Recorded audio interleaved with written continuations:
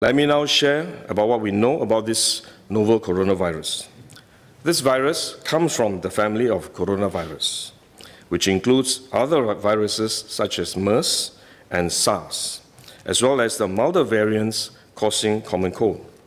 The medical consensus at this moment is that the novel coronavirus is more transmissible, but appears less deadly than SARS. Evidence suggests that the rate of human-to-human transmission of this virus appears to be higher than that of SARS.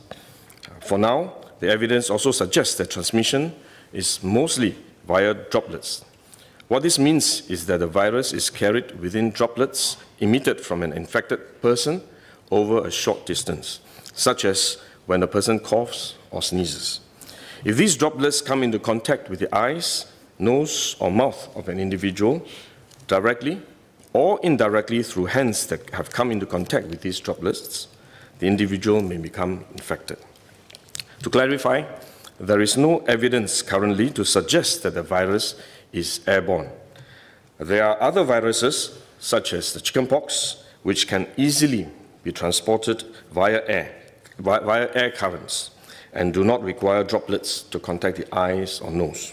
The novel coronavirus is not in this category of viruses. The novel coronavirus could also transmit through surface contact. Let me explain.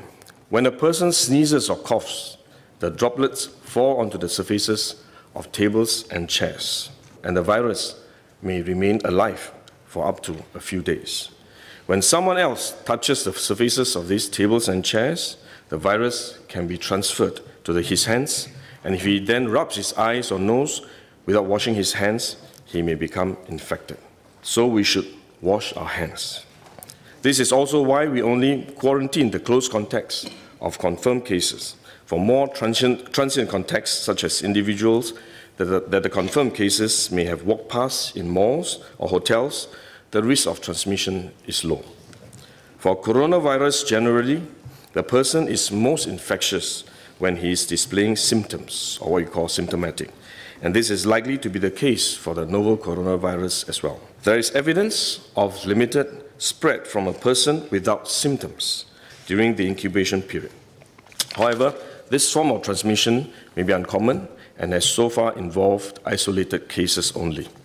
At this point, the evidence still points towards higher transmissibility when the person is displaying symptoms. As such, medical professionals, both overseas and in Singapore, have advised that the most effective way that we can protect ourselves is to practice good personal hygiene. We should regularly wash our hands with soap and water and avoid touching our face with our hands. These may sound simple, but actually they're very difficult to do because all of us touch our face all the time. Even at a meeting when we have on this ministry task force, while I was speaking, I was touching my face until Minister Lawrence Wong nudged me with his elbow and said, "Stop touching your face." So it is simple but extremely difficult, but are actually very effective in preventing all kinds of infection. Potential infection from asymptomatic persons, in fact, is less likely to be from coughing or sneezing directly because they don't have symptoms. They are not sneezing or coughing, but more likely by touching contaminated surfaces, for which masks offer no protection. Wearing a mask when we are well often gives us a false sense of security instead, and we are more likely to touch our faces when we constantly adjust our masks, which is one way the disease spreads. At the same time, we need to protect others, our loved ones, friends, colleagues, and fellow Singaporeans that we come into contact with. If we are sick, we should rest and recover at home as far as possible. If we do need to go out to see a doctor, for example, we should wear a surgical mask to protect others. So this is when mask is needed, when we are unwell and have to go out.